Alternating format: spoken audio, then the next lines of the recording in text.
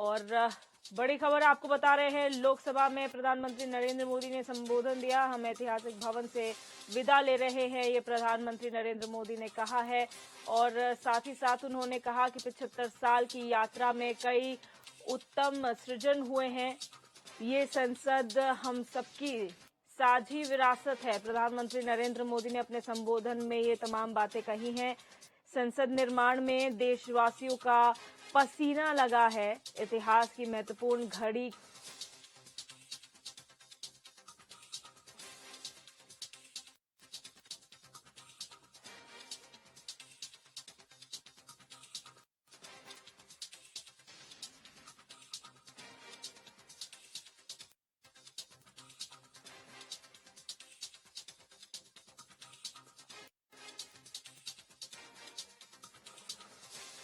तो इतिहास की महत्वपूर्ण घड़ी को स्मरण कर ये आगे बढ़ने का अवसर है। पुराना संसद भवन अनेक यादों से भरा हुआ है।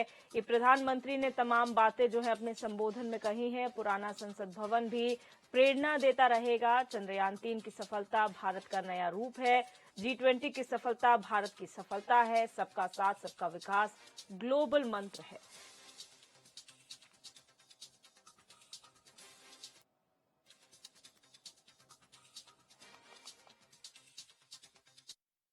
That conclusion that this is the last day. Naturally, we are all present here to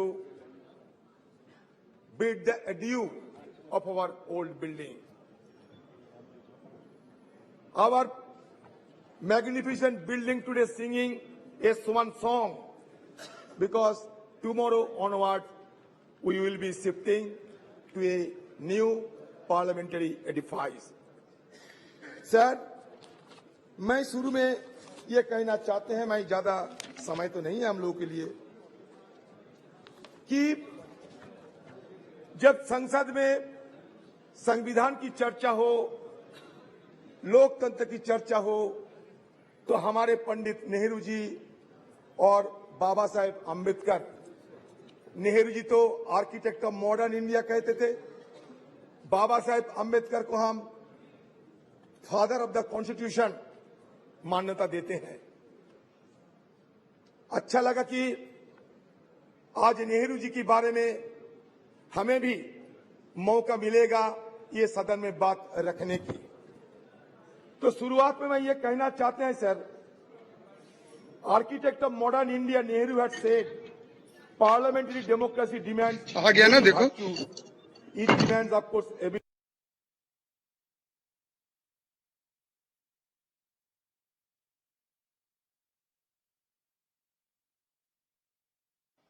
तो संसद की ये कार्रवाई चल रही है और विशेष सत्र है ये संसद का, जो बुलाया गया है 18 से 22 तक। और यहाँ पर जो परंपराएं रही हैं इस पुराने संसद भवन की, उसके बारे में जिक्र किया गया है। सभी भावुक नजर आ रहे हैं क्योंकि आज आखिरी दिन होगा इस पुराने लोकसभा भवन में। उसके बाद जो संसद की आगे की कार्रवाई होगी वो नए संसद भवन में होगी, जो अभी हाल ही में बना है।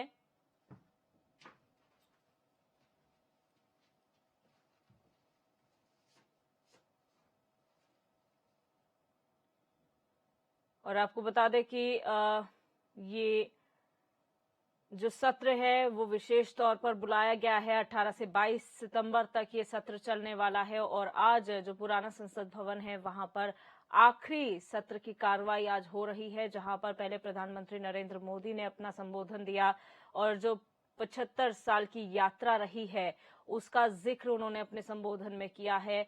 और ये कहा है कि जो नए संसद भवन की कार्रवाई होगी उसमें नई जो परंपराएं हैं वो बनाई जाएंगी।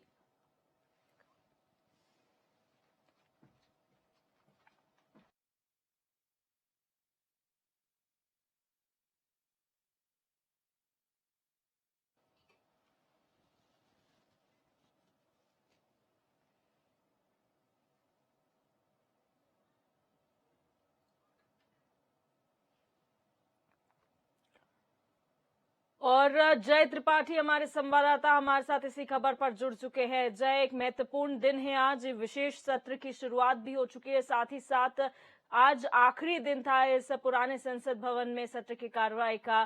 क्या कहेंगे आज किस तरीके से इसे देखा जा सकता है आज के दिन को? देखिए दिव्या, जिस तरीके से बात किया जाए तो आज का दिन एक विशेष दिन है और आपको बताते चले कि यह विशेष सत्र है। छोटा जरूर है लेकिन ये माना जाए तो ये कहीं कहीं विशेष सत्र है। जिस तरीके से नए संसद भवन जहां पर उसको मंदिर की तरह पूजा जा रहा है, वहां पर आज कहीं ना कहीं आज लोकसभा की जिस तरीके से चर्चाएं हो रही लोकसभा में, आपको बताते चले कि आज का दिन विशेष इसलिए है क्योंकि जिस तरीके से प्रधानमंत्री नरेंद्र मोदी लगातार संबोधित करते हुए नजर आ रहे हैं। वही सबसे बड़ी बात यह है दिव्या कि जिस तरीके से 75 वर्ष के बाद किस तरीके से कौन कौन से ऐसे कार्य थे जो कार्य वाकई सहानुभूति हैं और किए गए और अच्छे कार्य थे, उनका विवरण देते हुए नजर आया जा रहा है। वही आपको बता दें कि जिस तरीके से सदन में लगातार हंगामा होता हुआ नजर आ रहा है। विपक्षियों का लगातार कहना है कि कहीं ना कहीं उनके जो माइक हैं वो माइक बंद कर दिए गए, जिसके कारण इस तरीके का हंगामा देखने को मिला। वही लेकिन आपको बताते चले कि जिस तरीके से ओम बिरला ने उनको समझाया और समझाने के बाद कहीं न कहीं उन्होंने कहा कि आप लोग चुप रहिए, आप लोग की भी बात सुनी जाएगी। और विपक्ष की तरफ से अगर हम बात करें तो जिस वक्त प्रधानमंत्री नरेंद्र मोदी का संबोधन चल रहा था, उस वक्त अन्य पार्टियों के लोग भी थे। वहीं अगर हम बात करें तो कांग्रेस से सोनिया गांधी भी थी और कई ऐसे नेता थे, लेकिन लगातार विपक्ष हंगामा बोलता हुआ नजर आ रहा था।